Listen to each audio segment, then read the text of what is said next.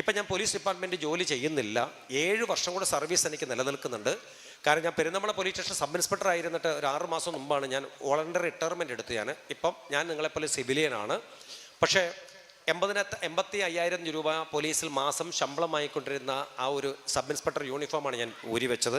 ഒപ്പമുള്ള പോലീസുകാരെല്ലാം പറഞ്ഞു, കേരളത്തിലെ എല്ലാ പോലീസ് സ്റ്റേഷൻ സബ് ഇൻസ്പെക്ടറും എൻ്റെ ബാച്ചിലെ സുഹൃത്തുക്കളാണ്. അവരൊക്കെ പറഞ്ഞു, നീ ഒരു ചലഞ്ച് ഏറ്റെടുക്കുകയാണ്. കൊറോണയോ ഈ നിപ്പയോ ഇല്ല ഇവിടുത്തെ ഡിസാസ്റ്ററോ ഒക്കെ വന്നാൽ ഈ പ്രഭാഷണങ്ങൾ ഉണ്ടാവില്ല, സോഷ്യൽ മീഡിയ ഉണ്ടാവില്ല, പട്ടണി കിടക്കേണ്ടി വരും. 85,000 രൂപ നിനക്കിപ്പോൾ കിട്ടുന്നുണ്ട്, നിനക്ക് വലിയ കുറവൊന്നുമില്ല, നീ അത് ഒഴിവാക്കരുതെന്നൊക്കെ പറഞ്ഞപ്പോഴും എൻ്റെ മനസ്സ് മുഴുവൻ ഒരു ബിലീവ് മൈൻഡാണ്. കാരണം എന്നെ കാത്തിരിക്കുന്ന ഒരുപാട് ഇടങ്ങൾ, ഒരുപാട് അമ്മമാർ, ഒരുപാട് കോളനികൾ, ഒരുപാട് ജോഗ്രഫിക് ലൊക്കേഷനൊക്കെ കടന്ന് എനിക്ക് പോകണം. അങ്ങനെ വലിയൊരു ബിലീവ് മൈൻഡ് ക്രിയേറ്റ് ചെയ്തപ്പം പിന്നെ ഒരിക്കലും പെരുന്തമണ പോലീസ് സ്റ്റേഷനിൽ ഫിലിപ്പമ്പാട് എന്ന് പറയുന്ന ഒരു പോലീസ് ഉദ്യോഗസ്ഥന് ആ ഒരു ഇട്ടാവട്ടത്ത് മാത്രം ഞാനില്ലെങ്കിൽ 100 സബ് ഇൻസ്പെക്ടർമാരെ സർക്കാർ കൊണ്ടുവരും. പക്ഷെ ഫിലിപ്പമ്പാട് എന്ന് പറയുന്ന മോട്ടിവേഷൻ സ്പീക്കർക്ക് അങ്ങനെ പെരിന്തൽമണി മാത്രം ഒതുങ്ങാൻ സാധിക്കില്ലെന്ന് തോന്നിയത് കൊണ്ടാണ് ഞാൻ കുറച്ചും കൂടെ പ്രൊഫഷണലായി കുറച്ചും കൂടെ സർക്കാരിലേക്ക് രാജിക്കത്ത് എഴുതി കൊടുത്ത് 3 കത്ത് എഴുതി കൊടുത്ത് 3 റിജക്റ്റ് ചെയ്തു. 4ാമത് വീണ്ടും എൻ്റെ അമ്മ കൊടുത്ത കത്ത് പ്രകാരമാണ് എനിക്ക് പിരിഞ്ഞു പോകാൻ സർക്കാർ എനിക്ക് അനുമതി തന്നത്. ഇപ്പം പെൻഷൻ വാങ്ങുന്ന ഒരു വ്യക്തിയാണ് ഈ ഫിലിപ്പമ്പാട് എന്ന് പറയുന്ന ഞാൻ. എൻ്റെ വലിയൊരു ആഗ്രഹം എന്താ ചോദിച്ചാൽ, നിങ്ങളെനിക്ക് ഒരു പൈസയും തരണ്ട, നിങ്ങളൊരു പണപ്പിരിവിന് വേണ്ടി ഞാൻ നിങ്ങളുടെ മുമ്പിൽ വരില്ല, സോഷ്യൽ മീഡിയയിൽ ഞാൻ സംസാരിക്കത്തുമില്ല. നിങ്ങളാകെ എനിക്ക് ചെയ്തു തരേണ്ടത് നിങ്ങളുടെ പ്രാർത്ഥനയിൽ എന്നെ ഓർക്കുക. അതോടൊപ്പം social media page Philip Pampad എന്ന് പറയുന്ന ഇൻസ്റ്റഗ്രാമും ഫേസ്ബുക്കും നിങ്ങൾ ഇന്ന് തന്നെയാണ് വീട്ടിൽ മക്കളുണ്ടെങ്കിൽ അവരോട് പറയണം, ഒന്ന് ലൈക്കും ഷെയറും ചെയ്യാൻ പറയണം. കാര്യം അതിൻ്റെ മോണിറ്റേഷൻ എന്ന് പറയുന്നത് ഏകദേശം 2 ലക്ഷത്തോളം രൂപ മോണിറ്റേഷൻ വാങ്ങുന്ന ആളാണ് ഞാൻ. മാസം 54ഓളം ആപ്പിളിൻ്റെ ലാപ്ടോപ്പ് ഞാൻ കൊടുത്തു കഴിഞ്ഞു. 54 ലാപ്ടോപ്പ് ഇനിയുണ്ട്. കുറേ ലാപ്ടോപ്പ് കൊടുക്കാൻ കുട്ടികൾക്ക്. അപേക്ഷയോ ക്യൂവോ ഒന്നുമില്ല. അതായത് തീർത്തും നിർദ്ധരായ മാതാപിതാക്കളൊന്നും ഇല്ലാത്ത, ഉപ്പയില്ലാത്ത പെൺകുട്ടികൾക്ക്, PG തൊട്ട് മുകളോട്ട് പഠിക്കുന്ന കുട്ടികൾക്കാണ് കൊടുക്കുന്നത്. ഇപ്പോൾ കഴിഞ്ഞ മാസം പാലക്കാട് ജില്ലയിൽ പുതുനഗരത്തിലൊരു കുഞ്ഞിനാണ് ഞാൻ ലാപ്ടോപ്പ് കൊടുത്തത്. നല്ല കോൺഫിഗറേഷനിൽ ഏകദേശം ഒരു 75,000 റുപ്പീസിൻ്റെ ലാപ്ടോപ്പാണ് കൊടുക്കുന്നത്. പറഞ്ഞു വരുന്നത്, നിങ്ങളുടെ ഈ പറയുന്ന വീഡിയോ ഒക്കെ കാണുകയും ഷെയർ ചെയ്താൽ, ഫേസ്ബുക്ക് കണ്ടാൽ വലിയ സന്തോഷമായി.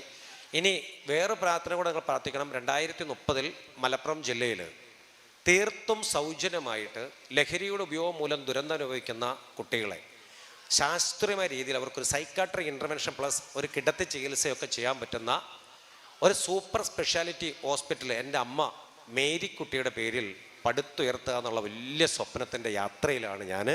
ആ യാത്രയ്ക്ക് വേണ്ടി നിങ്ങളുടെ പ്രാർത്ഥന ഉണ്ടാവണമെന്ന് കൂടെ ഞാൻ അപേക്ഷിക്കുകയാണ്. അപ്പോൾ തീർച്ചയായിട്ടും നിങ്ങളുടെ കരുതലുണ്ടാവട്ടെ. ഈ ഭൂമിയിൽ എന്തെങ്കിലുമൊക്കെ നമുക്ക് ചെയ്തു വെച്ച് പോയാലേ അല്ലേ നമുക്ക് വീണ്ടും നമുക്ക് ചില നന്മകളൊക്കെ ഉണ്ടാവുകയുള്ളൂ എന്ന് സൂചിപ്പിക്കുകയാണ്. അതോടൊപ്പം തന്നെ നിങ്ങൾ എൻ്റെ അമ്മയ്ക്ക് വേണ്ടി കൂടെ പ്രാർത്ഥിക്കുക. അമ്മ ഈ അടുത്തിടയ്ക്ക് സോഡിയൊക്കെ കുറയുമ്പം അമ്മ എന്നോട് ചോദിക്കും, നീ ആരാടാൻ ചോദിക്കും. ഞാൻ അമ്മയൊന്ന് കെട്ടിപ്പിടിച്ച് നെറ്റിയിലങ്ങോട്ട് അമർത്തി ഉമ്മ വെക്കുമ്പോൾ അമ്മ പെട്ടെന്ന് കണ്ണി നോക്കിയിട്ട്, എന്താ മക്കളെ ഞാൻ പറഞ്ഞെന്ന് ചോദിക്കും. അമ്മ എന്താ എന്നോട് പറഞ്ഞെന്നോ, ഞാൻ നല്ലതായിട്ട് തടിയൊക്കെ നന്നായിട്ടുണ്ട്, നീ സുന്ദരക്കുട്ടനായി എന്ന് അമ്മ പറഞ്ഞെന്ന് പറയും. അങ്ങനെയാണോ മക്കളെ ഞാൻ പറഞ്ഞു ചോദിക്കും. അങ്ങനെയാണ് എൻ്റെ അമ്മ പറഞ്ഞതെന്ന് പറയും. അപ്പോൾ പ്രിയപ്പെട്ടവരെ, നിങ്ങൾക്കൊക്കെ അറിയാം, ഞാൻ വെറുതെ അല്ല വരികയെന്ന് റിയാലിറ്റി ഷോയിൽ വന്നൊരു ഫൈനൽ കണ്ടസ്റ്റൻസാണ്. ആ സമയത്താണ് എൻ്റെ അമ്മ ഒരു ഭാഗം പാർശ്വമൊക്കെ കുഴഞ്ഞു പോകുന്നത്. ആ സമയത്ത് അമ്മ ഒരിക്കലും നടക്കൂല എന്ന് പറഞ്ഞൊരു അമ്മയായിരുന്നു. അങ്ങനെയാണ് അമ്മയെ മഞ്ചേരി പോലീസ് സ്റ്റേഷനിൽ ജോലി ചെയ്യുന്ന സമയത്താണ് ഞാൻ 10-15 വർഷം മുമ്പ് സാമ്പത്തികപരമായിട്ടും വീടിൻ്റെ അടവും വണ്ടിയുടെ അടവും അമ്മയുടെ ചികിത്സയ്ക്ക് വേണ്ടിയിട്ട് വലിയ സൂപ്പർ സ്പെഷ്യാലിറ്റി ഹോസ്പിറ്റൽ എറണാകുളത്തും കോഴിക്കോടും ഒക്കെ സാമ്പത്തികമായിട്ടൊക്കെ നിന്നപ്പോൾ അമ്മ ഇനി നടക്കില്ല എന്ന് പറഞ്ഞിട്ട് അമ്മയെ ഒരു ഹൈഡ്രോളിക്കിൻ്റെ കട്ടിലും അമ്മയാണ് എനിക്ക് തന്നത്. ഇനി ചികിത്സയില്ല, ഇമ്പ്രൂവ്മെൻ്റ് ഇല്ല, കൊണ്ടുപോകാനാണ് പറഞ്ഞത്. അങ്ങനെയാണ് മഞ്ചേരി പോലീസ് ക്വാർട്ടേഴ്സ് നമ്പർ 1 ഞാൻ താമസം തുടങ്ങി. അങ്ങനെ ഒരിക്കലും ഇങ്ങനെ മഞ്ചേരിയിൽ നിന്ന് പെട്രോളിങ്ങിന് പോയ സമയത്താണ് മഞ്ചേരി മുള്ളമ്പാറ എന്ന് പറയുന്ന സ്ഥലത്ത് ഒരു കുന്നിൻ്റെ മുകളിൽ ഒരു സർക്കാർ ആയുർവേദ ഡിസ്പെൻസറി ഉണ്ട്. 30 പേരെ കിടത്തി ചികിത്സിക്കുന്ന ആശുപത്രിയാണ്. ആശുപത്രി ഡോക്ടറെ പോയി കണ്ടു. അപ്പോൾ ഡോക്ടർ പറഞ്ഞു, അമ്മയെ കാണണം, ഞാൻ കോട്ടേഴ്സിലേക്ക് വരാമെന്ന് പറഞ്ഞു. കോട്ടേഴ്സിൽ വന്ന് അമ്മയെ കണ്ടു. ഡോക്ടർ പറഞ്ഞു, ചിലപ്പം ഒരു മിറാക്കിളൊക്കെ സംഭവിക്കും, പക്ഷേ നിങ്ങളുടെ നല്ലൊരു കെയറിങ് ഉണ്ടാവണം, കൂടെ ആൾ നിൽക്കണം, അതുകൊണ്ട് നമുക്ക് ആശുപത്രിയിലേക്ക് ഷിഫ്റ്റ് ചെയ്യാം, നമ്മുടെ കിടത്തി ചികിത്സിക്കാമെന്ന് പറഞ്ഞു. വയറ്റിൽ എന്നും ചൂട് കുഴമ്പ് കയറ്റണം, വയറ്റിൽ അടിവസ്തി എന്ന് പറഞ്ഞ ഒരു ട്രീറ്റ്മെൻറ്റാണ്. അങ്ങനെ ഈ അമ്മയെ ഈ മുള്ളമ്പാറ ആയുർവേദിക് ആശുപത്രി കൊണ്ടുപോയി 1 വർഷവും 1 മാസവും 11 ദിവസത്തോളം ആയപ്പോഴേക്കും അമ്മയുടെ വലത് കൈയും കാലും ഒക്കെ ഇങ്ങനെ അനക്കാനും ചലിക്കാനും ഒക്കെ തുടങ്ങി. അങ്ങനെ 2 മാസമായപ്പം 1 വർഷവും 2 മാസം കഴിഞ്ഞപ്പോൾ അമ്മ പതിയെ പിടിച്ച് ചുവരിൽ നടക്കാൻ തുടങ്ങി. ഇപ്പം അമ്മ സ്വന്തമായിട്ട് അമ്മ ബാത്റൂമിൽ പോവും, കുളിക്കും, ഭക്ഷണം കഴിക്കും, വരും. അമ്മ സ്വന്തമായിട്ട് പല കാര്യങ്ങളൊക്കെ ഇങ്ങനെ ചെയ്യും. ഞാൻ എല്ലാ മാസമൊക്കെ ശമ്പളമൊക്കെ കിട്ടുമ്പോൾ അമ്മയ്ക്ക് ഒരു 5000 രൂപ അമ്മയുടെ കൈ കൊടുക്കും എല്ലാ മാസവും. ഈ പൈസ കൊടുക്കുമ്പോൾ അമ്മ ഈ കൈ ഇങ്ങനെ പൊങ്ങൂല, അമ്മ ഇങ്ങനെ കൈ കൊണ്ടുവരും. അപ്പോൾ ഞാൻ വഴക്ക് പറയുന്നത് പഠിച്ച ഇങ്ങനെ. അപ്പോൾ അമ്മ ഈ കൈ കൊണ്ട് വാങ്ങാൻ പെട്ടെന്ന് വരും. ഞാൻ പറയും അതുകൊണ്ടല്ല, ഇതുകൊണ്ട് വാങ്ങിയാലേ ഞാൻ തരുള്ളൂ എന്നൊക്കെ പറയും. അപ്പോൾ അമ്മ ഈ കൈ പിടിക്കാൻ ചിലപ്പോൾ ഞാൻ പറയും ഈ കൈ പിടിക്കാൻ പറ്റില്ല, സ്വന്തം കൊണ്ട് പൊക്ക് എന്നൊക്കെ പറയും. അപ്പം അമ്മ കേസൊക്കെ പൈസ വാങ്ങുന്നത് നേരെ അമ്മ മുറിക്കകത്ത് പോയിട്ട് ഫാനൊക്കെ കൊണ്ട് ഓഫാക്കിയിട്ട് ഞാൻ കൊടുത്ത പൈസ അമ്മ ഇങ്ങനെ എണ്ണും. ഇങ്ങനെ ആ പൈസ എണ്ണുന്നതൊക്കെ ഞാൻ പലപ്പോഴും മാറി എന്നിങ്ങനെ കണ്ടിട്ടുണ്ട്. എൻ്റെ അമ്മയുടെ വിചാരം ഞാൻ കൊടുക്കുന്ന ഔദാര്യമാണെന്നാ. ചാണക്യ സുഹൃത്തിൽ പറയുന്നുണ്ട്, 85,000 രൂപ ശമ്പളം വാങ്ങുമ്പോൾ ഫിലിപ്പമ്പാടെന്ന് പറയുന്ന ഞാൻ 5000 രൂപ എൻ്റെ അമ്മയ്ക്ക് അവകാശപ്പെട്ടതും 10,000 രൂപ എൻ്റെ അച്ഛന് അവകാശപ്പെട്ടതുമാണ് ആ പൈസ. അതവരുടെ അവകാശമല്ല, അവരുടെ അവകാശമാണ്, ഔദാര്യമല്ല. അപ്പോൾ പലപ്പോഴും ഇങ്ങനെ നോക്കുമ്പോൾ അമ്മ ഈ കൈ കൊണ്ട് അമ്മയ്ക്ക് കൂടുതൽ ഇങ്ങനെ സ്പീഡ് പറ്റാത്തതുകൊണ്ട് ഈ കൈ കൊണ്ട് അമ്മ ഓരോ നോട്ടും ഇങ്ങനെ എടുക്കും, ഇങ്ങനെ എണ്ണും. ഇങ്ങനെ കൃത്യം അമ്മ കണ്ടുപിടിക്കുകയൊക്കെ ചെയ്യും. വല്ല മഷയുണ്ടോ ചുളുക്കുണ്ടോ മാറ്റി വെക്കും, അതെന്നോട് പറയുകയും ചെയ്യും. അപ്പോൾ ഞാൻ 1-ാം തീയതി ശമ്പളം കയറും, 1-ാം തീയതി ATM എടുത്തുകൊണ്ട് വരും, 2-ാം തീയതി ഡ്യൂട്ടിക്ക് പോകുമ്പോൾ അമ്മയ്ക്ക് പൈസ കൊടുക്കുക.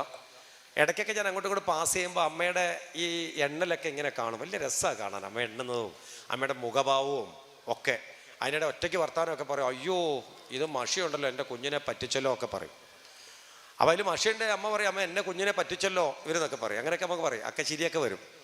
അപ്പം എല്ലാം കഴിഞ്ഞിട്ട് ഞാൻ അമ്മയോട് എണ്ണി കഴിയുന്ന സമയം എനിക്കറിയാം, ഞാൻ അമ്മയോട് പറയും അമ്മ പോട്ടെ ചോദിക്കും. ഇങ്ങനെ ആ മക്കളെ അറിയും. ആ വിളി എന്താ ചോദിച്ചാൽ എന്താ അറിയോ, ഞാൻ വരുന്നത് അറിയും.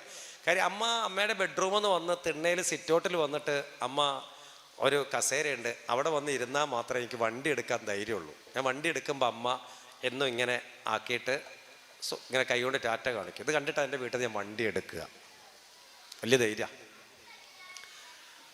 ചില മാസം ഞാനൊരു 4500 രൂപ അമ്മയ്ക്ക് കൊടുക്കുകയുള്ളൂ, ചില മാസം 5500 കൊടുക്കും. ഈ 5500 കൊടുത്ത മാസം ഭയങ്കര കഷ്ടപ്പാടാണ്. അമ്മയ്ക്ക് എണ്ണണമെങ്കിൽ 1 മണിക്കൂറൊന്നും പോരാ. കാര്യം 500 രൂപ അതിനകത്ത് കുടുങ്ങിയിട്ടുണ്ടല്ലോ. അമ്മ 1 വട്ടം എണ്ണും, 2 വട്ടം എണ്ണും, 3 വട്ടം എണ്ണും. അപ്പം അമ്മയുടെ കണക്കിൽ 5000 രൂപയാണല്ലോ, 500 രൂപ കൂടിയല്ലോ. അവസാനം ഞാൻ അമ്മയെ വിളിച്ചു, അമ്മ പോട്ടെ എന്ന് പറയുമ്പോൾ പറയും മക്കളെ പോലെ മക്കളെ, അയ്യോ നീ നോക്കിയും കണ്ടൊക്കെ കൊടുക്കണതാ മക്കളെ, 500 രൂപ കൂടുതലുണ്ട് മക്കളയിലേറെ, 500 രൂപ കൂടുതലുണ്ടെന്ന് പറയും. ആ പൈസ വാങ്ങി ഞാൻ പോക്കറ്റിൽ വെക്കും, കെട്ടിപ്പിടിച്ച് അമ്മയ്ക്ക് ഉമ്മ കൊടുക്കും. വലിയ സന്തോഷമാണ്. ചില മാസം ഞാൻ 4500 രൂപ കൊടുക്കുള്ളൂ അമ്മയ്ക്ക്. പക്ഷെ ഇന്ന് വരെയും എൻ്റെ അമ്മ പറഞ്ഞിട്ടില്ല 500 രൂപ കുറവുണ്ട് മോനെ. ഈ മാത്തമാറ്റിക്സ് എന്താണെന്ന് എനിക്കൊന്നും അറിയില്ല. എന്തുകൊണ്ടാണ് എൻ്റെ അമ്മ 500 രൂപ കുറവുണ്ടെന്ന് പറയാത്തതിൻ്റെ ഈ കണക്ക് എനിക്കൊന്നും അറിയില്ല. അതാണ് അമ്മമാർ. എൻ്റെ മകന് 500 രൂപ കുറഞ്ഞിട്ടുണ്ടാവും, അതുകൊണ്ട് ചോദിച്ചാൽ ഇല്ലെങ്കിലോ എന്നതായിരിക്കാം അമ്മയുടെ ചിന്ത. ഞങ്ങൾ ഉമ്മമാരെ ഒന്നും നിങ്ങൾ സങ്കടപ്പെടുത്തരുത്. എൻ്റെ അച്ഛൻ മരിക്കുന്ന സമയത്ത് എൻ്റെ ജീവിതത്തിലെ ഫിലിപ്പമ്പാട് എന്ന് പറയുന്ന ജീവിതത്തിലെ ഏറ്റവും വലിയ വേദനയാണ്. അത് പറഞ്ഞുകൊണ്ട് ഞാൻ എൻ്റെ പ്രസംഗം അവസാനിപ്പിക്കുകയാണ്. ഞാൻ ചെറുപ്പളശ്ശേരി ക്ലാസ് എടുക്കാൻ പോയ സമയത്താണ് എൻ്റെ അമ്മ രാവിലെ വന്നിട്ട് പറഞ്ഞു, മക്കളെ അപ്പൻ ഇന്നലെ കിടന്നുറങ്ങിയിട്ടില്ല, ഇന്നലെ മൊത്തം വേദനയായിരുന്നു എന്ന് പറഞ്ഞു. ഞാനപ്പം മുറിക്കകത്ത് പോയിട്ട് ഡ്രസ്സൊക്കെ ഇട്ടു, പാൻറ്റൊക്കെ ഇട്ട് ഞാൻ ക്ലാസ് എടുക്കാൻ പോകാൻ നിൽക്കാം. മുറിക്കകത്ത് പോയി അച്ഛനോട് ചോദിച്ചു, എന്താപ്പാ എവിടെയാണ് വേദന എന്ന് ചോദിച്ചു. അപ്പോൾ പറഞ്ഞു ഇവിടെയാണ് മക്കളെ എന്ന് പറഞ്ഞു. ഇവിടെ പിടിച്ച ഞെക്കി, ഇങ്ങനെ ഇവിടെ ഞെക്കിയപ്പോൾ പറഞ്ഞു ഇവിടെയാണെന്ന് ചോദിച്ചു. അപ്പോൾ അച്ഛൻ കുറച്ച് നേരം മുഖത്ത് നോക്കിയിട്ട് പറഞ്ഞു, ഇങ്ങനെ പറഞ്ഞു അവിടെ അല്ല മക്കളെ പറഞ്ഞു. പിന്നെ എവിടെയാന്ന് ചോദിച്ചു. ദാ ഇവിടെയാണ് പറഞ്ഞു, ഇവിടെ. അപ്പോൾ ഞാൻ ഇവിടെ എങ്ങനെയൊക്കെ പതുക്കെ എവിടെയോ എന്നൊക്കെ ചോദിച്ചപ്പോൾ തന്നെ അവിടെ അല്ല പറഞ്ഞു. പിന്നെ അച്ഛൻ പറഞ്ഞാൽ ഇവിടെ അല്ലാണ് പറഞ്ഞു. അല്ല ഇവിടെ ഞാൻ പിടിച്ച് ഞെക്കി. ഇവിടെ ഞെക്കുമ്പോൾ അച്ഛൻ അവിടെ വേദന ഉണ്ടോ ചോദിച്ചപ്പോഴത്തേന് അവിടെ എന്ന് പറഞ്ഞ് നിൽക്കുമ്പോൾ ഞാൻ പറഞ്ഞു ഉറപ്പിച്ച് പറയാമെന്ന് പറഞ്ഞു. ഈ വാക്ക് ഞാൻ കുറച്ച് സ്പീഡിലാണ് പറഞ്ഞത്, ഒന്ന് ഉറപ്പിച്ച് പറഞ്ഞൂടെ. അത് കഴിഞ്ഞ് അമ്മ വന്നു. ഞാൻ പറഞ്ഞു അമ്മ അപ്പൻ ഇവിടെയൊക്കെ പറയുന്നുണ്ട്, അത് ചൂടുവെള്ളമോ കഴിച്ചാൽ മതി, ഗ്യാസിൻ്റെ ഗുളിക വേണേൽ കഴിച്ചാൽ മതി, അതിൻ്റെ പ്രശ്നമാണ്, ഇത്രയും ചുമട് ഗുളികയല്ലേ, ഇനി ആശുപത്രി കൊണ്ടിട്ട് ഗുളിക വാങ്ങണോ ചോദിച്ചു. ആ കുഴപ്പമില്ല മക്കളെ, എവിടെയാണ് ക്ലാസ് എന്ന് ചോദിച്ചു. ചെറുപ്പളശ്ശേരിയിലാന്ന് പറഞ്ഞു. ഞാൻ പുറത്ത് വന്ന് ഷൂ കെട്ടിക്കൊണ്ടിരിക്കുമ്പം ഞാൻ അച്ഛനോട് ചോദിച്ചു, കൊണ്ടുപോകണോ വേണേ പറയാറുണ്ട്. പക്ഷെ അച്ഛൻ്റെ മുഖത്ത് വല്ലാത്തൊരു ക്ഷീണവും ഒരാത്മവിശ്വാസം ഇല്ലാത്ത പോലെ കണ്ടപ്പം ഞാനിങ്ങനെ എത്തി നോക്കിയിട്ട് പറഞ്ഞു, അപ്പാ കൊണ്ടുപോകണോ വേണേ പറയാറുണ്ട്. ആ വാക്ക് നിങ്ങൾ ശ്രദ്ധിക്കണേ. എൻ്റെ ജീവിതത്തിൽ എന്നെ വളർത്തി വലുതാക്കിയ എൻ്റെ അച്ഛനോട് ഞാൻ സംസാരിച്ച അവസാനത്തെ കോൺവെക്കേഷനാണ്. കൊണ്ടുപോകണോ വേണമെങ്കിൽ പറ. ഷൂ ഒക്കെ ഇട്ട് ഞാൻ ഇറങ്ങി വണ്ടി കയറി. വണ്ടൂർ, പാണ്ടിക്കാട്, പെരിന്തൽമണ്ണ, ചെർപ്പളശ്ശേരി, ഐഡിയൽ കോളേജ്, 2000 കുട്ടികൾ, നല്ലൊരു സെക്ഷൻ, സംഘാടകർ, ഭക്ഷണം. നേരെ എടപ്പാൾ കമ്മിറ്റിക്കാർ വന്ന് കാത്തിരിക്കുന്നു. അവർ വണ്ടി കയറുന്നു, അങ്ങോട്ട് പോകുന്നു. അവിടുത്തെ പ്രോഗ്രാം കഴിയുന്നു. അവിടുത്തെ ഈവനിങ് സ്നാക്സ് ഒക്കെ കഴിച്ച് വണ്ടി കയറുന്നു. 6:45 മണിക്ക് ചെർപ്പളശ്ശേരി എന്ന് പെരിന്തൽമണ്ണയിൽ വന്ന് എൻ്റെ വണ്ടി എടുക്കുന്നു. നേരെ വണ്ടൂർ എത്തിയപ്പോഴാണ് എനിക്ക് തോന്നിയത് 11:20 എൻ്റെ മൊബൈൽ ഫോൺ സൈലൻറ്റിലിട്ടിട്ട് വെച്ചതാണ്. പാൻറ്റിൻ്റെ പോക്കറ്റിൽ നിന്ന് എടുത്ത് ഡ്രൈവിംഗ് സീറ്റിൽ വെക്കുമ്പോൾ ലൈറ്റ് വരുന്നു. അപ്പോൾ എൻ്റെ അയൽവാസി രതീഷാണ്. പെട്ടെന്ന് കോൾ എടുത്തു. എന്താ രതീഷ ചോദിച്ചു. എടുത്ത് വായിക്ക് പറഞ്ഞു, നിങ്ങളൊരു മനുഷ്യനാണോ ചോദിച്ചു. നിങ്ങളൊരു മനുഷ്യനാ ഫിലിപ്പേട്ട, എത്ര നേരെ നിങ്ങളെ വിളിക്കുന്നത്, എത്ര ആളാണ് നിങ്ങളെ വിളിക്കണേ, നിങ്ങൾ എവിടെയാന്ന് ചോദിച്ചു. എടാ എന്ത് പറ്റിയടാ, നീ പേടിപ്പിക്കല്ലേ, പറയാറുണ്ട്. ഒന്നുമില്ല, നിങ്ങൾ അച്ഛന് സുഖമില്ലായിരുന്നു, ഇപ്പോൾ കുഴപ്പമൊന്നുമില്ല, നിങ്ങൾ പതുക്കെ വന്നാൽ മതിയാണ്. അപ്പം മൊബൈൽ ഫോണിൻ്റെ കോള് കട്ട് ചെയ്തു. സ്ക്രീനിൽ എല്ലാം റെഡാണ്, മിസ് കോളുകൾ. എൻ്റെ അമ്മ വിളിച്ചിട്ടുണ്ട് 74 പ്രാവശ്യം, 74 ടൈംസ്. എൻ്റെ പെങ്ങൾ വിളിച്ചിട്ടുണ്ട്, അയൽവാസികൾ വിളിച്ചിട്ടുണ്ട്, എല്ലാവരും വിളിച്ചിട്ടുണ്ട്. പിന്നെ എങ്ങനെയാണ് വണ്ടി അവിടുന്ന്, ഞാൻ പെരിന്തൽമണ്ണയിൽ നിന്ന് എൻ്റെ വണ്ടി കാറ് എങ്ങനെയാണ് നിലമ്പൂർ വരെ ഓടിച്ചതെന്ന് ഇന്നും എനിക്കറിയില്ല. അപ്പോഴൊക്കെ മനസ്സിൽ ഉരുവിട്ടൊരു വാക്കുണ്ട്, കൊണ്ടുപോകണോ വേണേ പറ. ഞാൻ ഇറങ്ങാൻ നേരത്ത് അച്ഛൻ എന്നെ നോക്കിയ ദയനീയമായ നോട്ടമാണ് എൻ്റെ മനസ്സ് മുഴുവനും. പക്ഷെ ഒരു മണിയായ സമയത്ത് അച്ഛന് വീണ്ടും വേദന വന്നപ്പം അച്ഛൻ പറഞ്ഞു, അവനെ വിളിക്കരുത്, ക്ലാസ്സിലായിരിക്കും, ബുദ്ധിമുട്ടിക്കരുത് പറഞ്ഞു. അമ്മ അച്ഛൻ കാണാതെ വിളി തുടങ്ങി, എന്നെ നിരന്തരമായി വിളിക്കുകയായിരുന്നു. അവസാനം 6 മണിയായപ്പോൾ എൻ്റെ അച്ഛൻ പറഞ്ഞു, അമ്മ പറഞ്ഞു നിഷാദിനെ വിളിക്കാം, അവൻ്റെ ഓട്ടോറിക്ഷ വിളിക്കാം, എന്നിട്ട് പോകാം, മോൻ ആശുപത്രിയിലോട്ട് വരും എന്ന് പറഞ്ഞു. അപ്പം അച്ഛൻ പറഞ്ഞു, വേണ്ട, നിഷാദ് കൊണ്ടുപോകണ്ട, എൻ്റെ മോൻ വന്ന് കൊണ്ടുപോകും, മോനെ അവിടെ ഡോക്ടർമാരെയൊക്കെ നല്ല പരിചയമല്ലേ, അവൻ കൊണ്ടുപോയെന്ന് നിനക്ക് അറിയില്ല, അവൻ അവിടെ ചെല്ലുമ്പോൾ എനിക്ക് അനുഭവം, അവൻ വന്ന് എന്നെ കൊണ്ടുപോയിക്കോളെന്ന് പറഞ്ഞു. അപ്പോഴാണ് അച്ഛൻ പറഞ്ഞത്, നീ അവനെ വിളിച്ചു നോക്കുന്നത്. നിർവാഹമില്ലാത്ത സമയത്താണ് അച്ഛൻ പറഞ്ഞത്, എന്നാൽ അവനെ ഒന്ന് വിളിച്ചു നോക്ക്, എനിക്ക് മേല് മൊത്തം വേറെ ഉണ്ട് കാരണം. പക്ഷേ ആ വിളി കേൾക്കാനും ഞാൻ ഉണ്ടായില്ല. ശേഷം 6 മണിയോടുകൂടി അച്ഛന് കാർഡിയോ അറസ്റ്റ് ആയിരുന്നു, ബ്ലഡ് ഛർദ്ദിച്ചിട്ടാണ് അച്ഛൻ മരിച്ചത്. വീടിൻ്റെ അടുത്ത് ഏകദേശം എത്താറായപ്പം പലരും എൻ്റെ വീട്ടിലേക്ക് പോകുന്ന വണ്ടികൾ കണ്ടപ്പോൾ മനസ്സിലായി എൻ്റെ അച്ഛൻ പോയിട്ടുണ്ടെന്ന്. വണ്ടി നിർത്തി, വണ്ടിയിൽ നിന്ന് ഇറങ്ങി ഞാൻ ഓടി വീട്ടിനകത്തൊന്ന് കയറി. അപ്പം എൻ്റെ ഏറ്റവും നല്ല സുഹൃത്തുക്കൾ രതീഷും ബിനുവും അനിയൻ കുഞ്ഞും കുറേ ആളുകൾ അവിടെ ഉണ്ട്. ഞാൻ അവരെ തള്ളി മാറ്റി, അവർ കയറരുത് പറഞ്ഞു, അവരെ തള്ളി മാറ്റി മുറിക്കകത്ത് കയറി. അപ്പം അച്ഛനൊരു നിക്കറിട്ടുകൊണ്ട് അച്ഛനെ കിടത്തിയിരിക്കുകയാണ് കട്ടിൽ. അവരെ ബ്ലഡ് ഇങ്ങനെ തുടക്കുകയാണ്. അപ്പം അച്ഛനെ ഒറ്റ മാത്രമേ കണ്ടപ്പോൾ അച്ഛനെ എടുത്തുകൊണ്ട് ഓടണമെന്നും അച്ഛൻ്റെ ഒരു ചെറിയ കുട്ടിയെപ്പോലെ വാരിയെല്ലൊക്കെ അങ്ങോട്ട് ചുരുങ്ങിപ്പോയതുപോലെയും, പക്ഷേ ദേഹം മൊത്തം ഒരു കറുത്ത തരത്തിലെ ചോരയാണ്. അച്ഛനെ തുടച്ചുകൊണ്ടിരിക്കുക.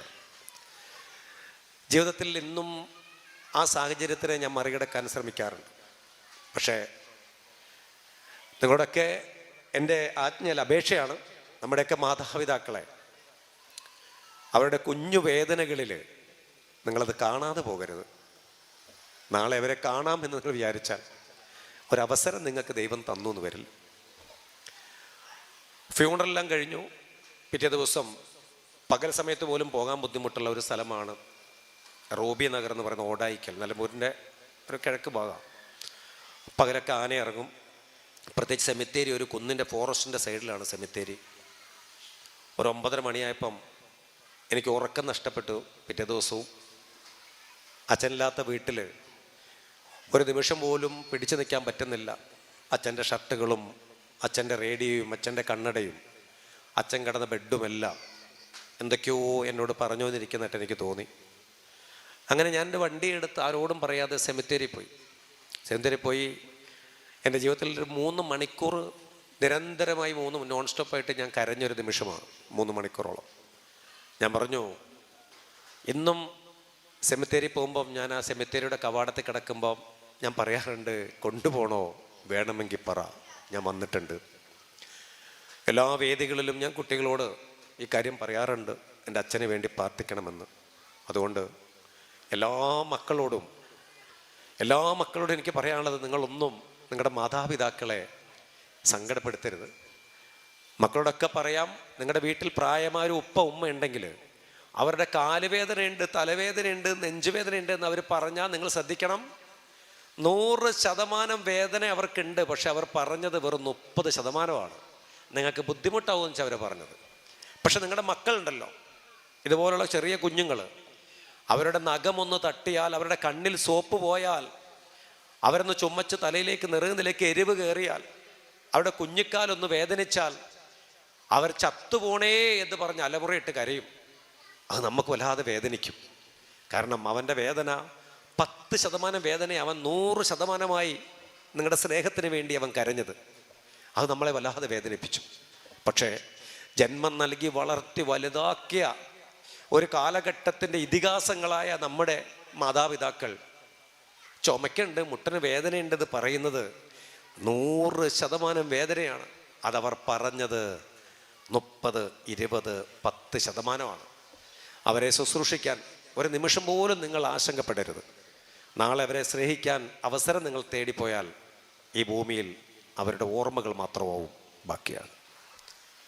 അമ്മമാരെ സ്നേഹിക്കണം, അമ്മമാരെ വേദനിപ്പിക്കരുതെന്നല്ല മക്കളോട് ഞാൻ പറയുന്നത്. മക്കളൊക്കെ ശ്രദ്ധിക്കണം, ഉമ്മമാരെ ഉപ്പമാരെ നിങ്ങൾ സ്നേഹിക്കുകയൊന്നും വേണ്ട, പക്ഷെ അവരെ നിങ്ങൾ വേദനിപ്പിക്കാതിരുന്നാൽ മതി. ഉമ്മമാരെ ഉപ്പമാരെ ഒന്നും മക്കൾ സ്നേഹിക്കണ്ട, പക്ഷെ അവരെ നിങ്ങൾ വേദനിപ്പിക്കരുത്. അതവർക്ക് താങ്ങൂല. ഏതൊരു മകളോടും മകനോടും പറയാം, മാതാപിതാക്കളെ ധിക്കരിച്ച് വീട് വിട്ടിറങ്ങാൻ നിങ്ങൾ ആഗ്രഹിച്ചാൽ ഈ മഹാപ്രപഞ്ചത്തിൽ നീ ഒരിക്കലും ഒരു പെൺകുട്ടിയാണെങ്കിൽ ദീർഘസുമംഗലിയായി ഭവിക്കപ്പെടുകയില്ല. ഇത് ഫിലിപ്പമ്പാടിന്റെ കോട്ടല്ല. ഒരു മകളുടെ സർവ സൈന്യാധിപന്റെ അധികാരവും ഒരു ഉപ്പയിൽ നിക്ഷിപ്തമാണ്, ഒരു അച്ഛനിൽ നിക്ഷിപ്തമാണ്. അതുകൊണ്ട് വിളിച്ചു ചേർത്ത ആൾക്കൂട്ടത്തിന്റെ നടുവിൽ ഒരു മകളെ ഏറ്റവും മനോഹരമായൊരു മാലാഖയാക്കിയ വീട്ടിൽ നിന്ന് പറഞ്ഞയക്കാൻ ബാധ്യസ്ഥനാണ് ഒരു ഉപ്പ. ആഗ്രഹങ്ങൾക്ക് നിന്ന് കൊടുക്കാതെ തന്നിഷ്ടത്തിൽ ഞാൻ പോകും അല്ലെങ്കിൽ പോയിരിക്കുമെന്ന് പറഞ്ഞ് വീട് വിട്ടു പോകുന്ന ഒരു മനുഷ്യഗണവും ഈ മഹാപ്രപഞ്ചത്തിൽ പ്രതാപശാലിയായി വളർന്നിട്ടില്ല എന്ന് ചരിത്രം രേഖപ്പെടുത്തുന്നുണ്ട്. അതേപോലെ വളർത്തി വലുതാക്കിയ ഒരു ഉപ്പയുടെയും ഉമ്മയുടെയും മകളെ പ്രലോഭനങ്ങളും വാഗ്ദാനങ്ങളും നൽകി പ്രണയം എന്ന് പറയുന്ന 3 അക്ഷരത്തിന്റെ ചട്ടക്കൂടിലേക്ക് വിളിച്ചു വരുത്തി ഇറക്കിക്കൊണ്ടുപോകാൻ കാണിക്കുന്ന തടിമെടുക്കുണ്ടല്ലോ, അവിടെ ഓർക്കണം, ഹൃദയം നുറങ്ങിയ ഒരു ഉപ്പയും ഉമ്മയും ആ വീട്ടിലുണ്ട്. നീ ലോകത്തോട് കാണിച്ചിരിക്കുന്ന ഏറ്റവും വലിയ അപരാധമാണ്. കാര്യം എന്താ?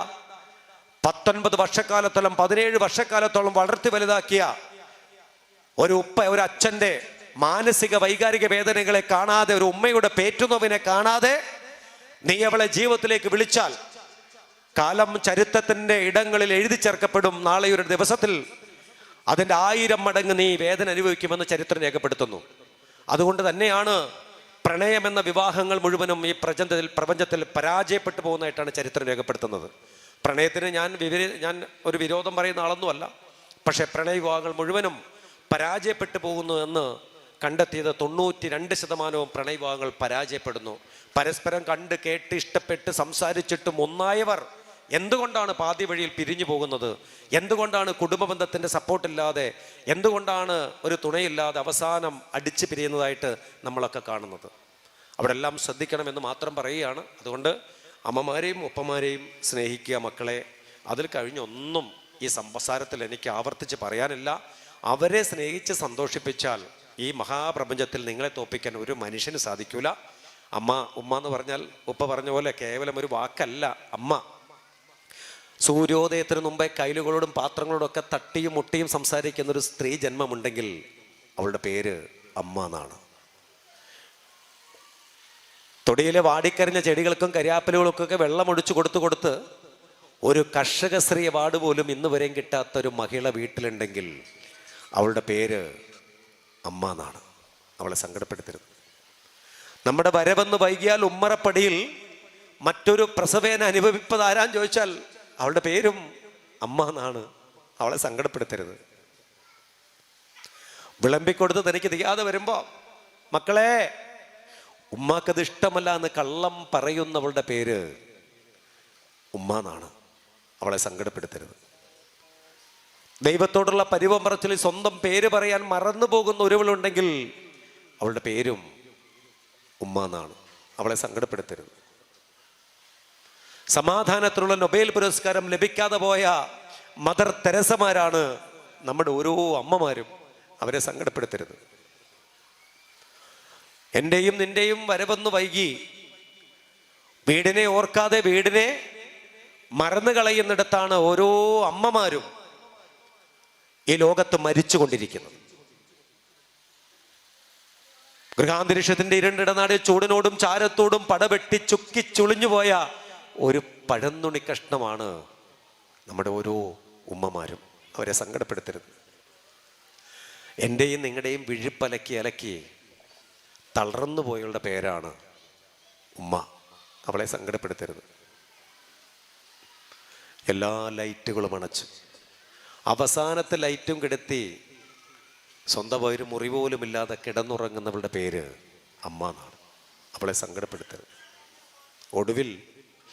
ഒടുവിൽ ഈ സാഗരം കളമൊഴിഞ്ഞു പോകുമ്പം വാടിക്കരിഞ്ഞ ചെടികളും പൂവും ഞാനും നിങ്ങളും ഒക്കെ പറയും എൻ്റെ അമ്മയില്ലാത്ത വീട്, എൻ്റെ ഉമ്മയില്ലാത്ത വീട് വീടേയല്ല. പ്രിയപ്പെട്ടവരെ, എല്ലാവർക്കും നല്ല സ്നേഹം ആശംസിക്കുകയാണ്. ഇനി എനിക്ക് മാതാപിതാക്കളുടെ ഒരു വാക്ക് മാത്രമേ ഉള്ളൂ. അത് ഫിലിപ്പമ്പാടിൻ്റെ കോട്ടാണ്. മക്കൾക്ക് വേണ്ടി നിങ്ങൾ ജീവിക്കരുത്. മക്കൾക്ക് വേണ്ടി മാത്രം നിങ്ങൾ ഉരുകരുത്. ഒരിക്കൽ കൂടെ പറയാം, മക്കൾക്ക് വേണ്ടി മാത്രം നിങ്ങൾ ജീവിക്കരുത്. മക്കൾക്ക് വേണ്ടി മാത്രം നിങ്ങൾ ഉരുകരുത്. നിങ്ങൾ ഇടയ്ക്കൊക്കെ നിങ്ങളുടെ മാതാപിതാക്കൾക്ക് വേണ്ടി ജീവിക്കണം. അവർക്ക് വേണ്ടി ഉരുകണം. നിങ്ങളുടെ മാതാപിതാക്കൾക്ക് വേണ്ടി ജീവിക്കുന്നതും ഉരുകുന്നതും കണ്ട് നിങ്ങളുടെ മക്കളെ വളർത്തി വലുതാക്കിയാൽ നിങ്ങളുടെ വാർദ്ധക്യം സമ്പുഷ്ടമാവും. സ്നേഹത്തോടെ ഫിലിപ്പമ്പാട്. Thank you.